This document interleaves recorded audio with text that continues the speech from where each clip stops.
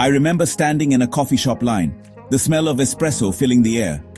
The person in front of me had a book I had just finished reading. My mind raced with excitement. This is it, I told myself. Just say something. Ask them what they thought of the ending.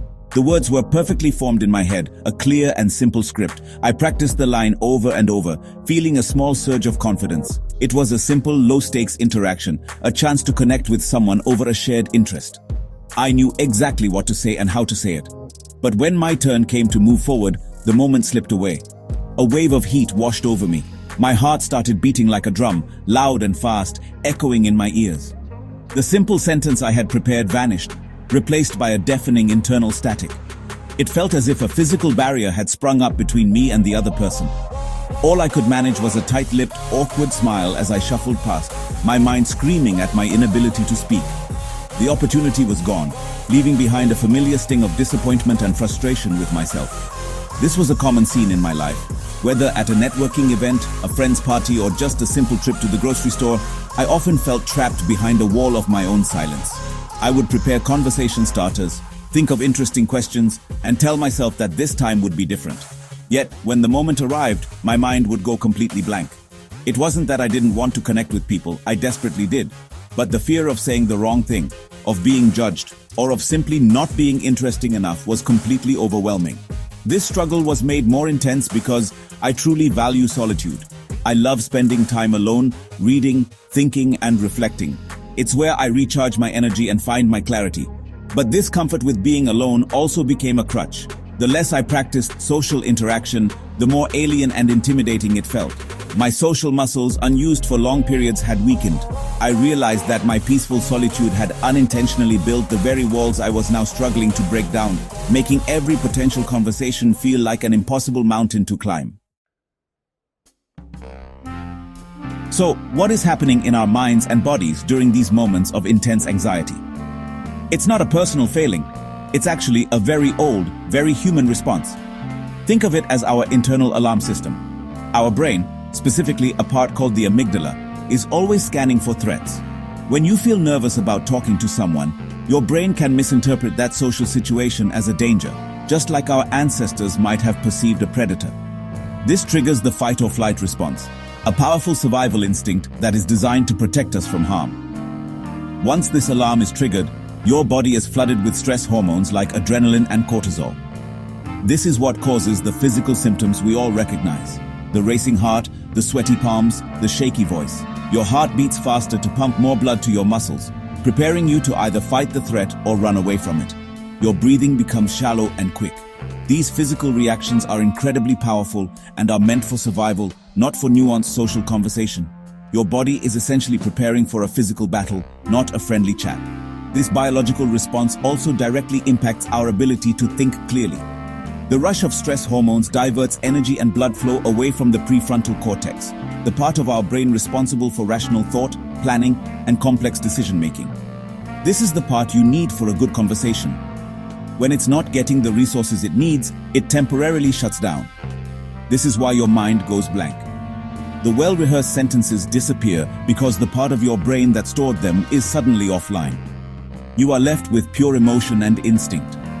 Our modern lives can make this response even more sensitive. Spending a lot of time alone or interacting primarily through screens can reduce our real-world social practice.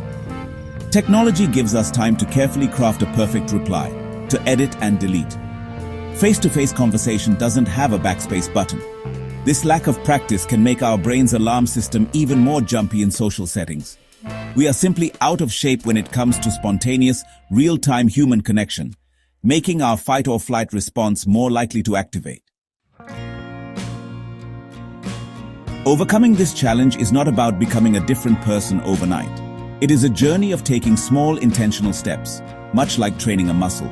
The goal is to gently teach your brain that social situations are not threats.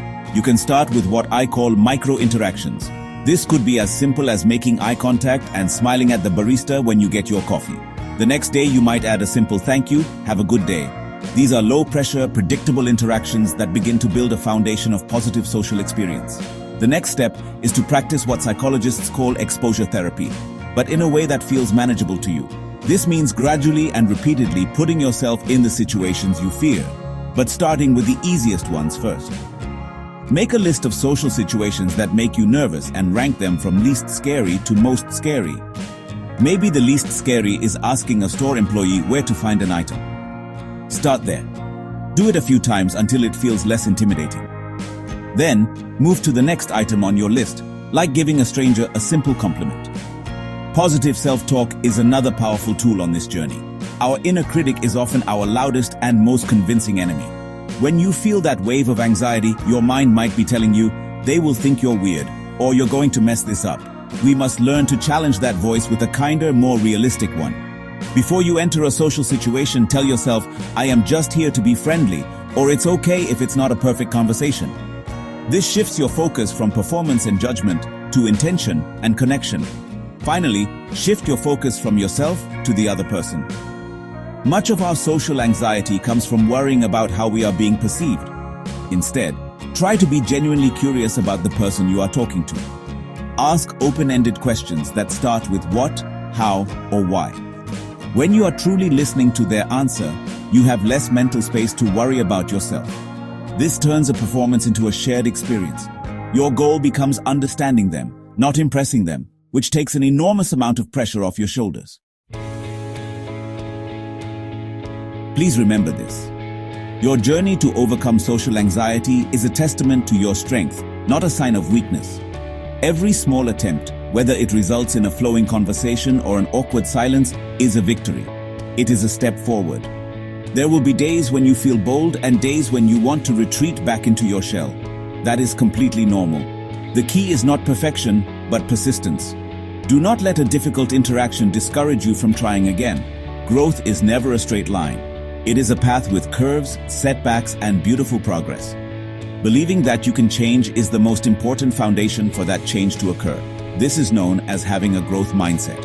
Instead of seeing your social skills as a fixed trait, see them as something you can develop and improve with practice. Celebrate your efforts, not just your results. Did you make eye contact today?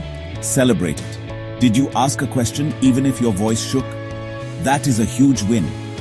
Acknowledge how far you have come and trust that with continued effort, you will keep moving forward on your path.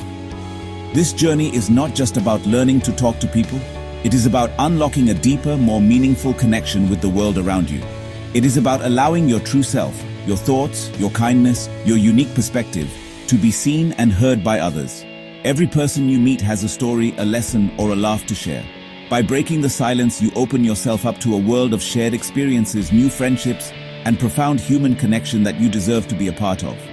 The world is waiting to meet you, so I encourage you to be patient and compassionate with yourself. Take that first small step and then the next one. Your voice has value. Your presence matters.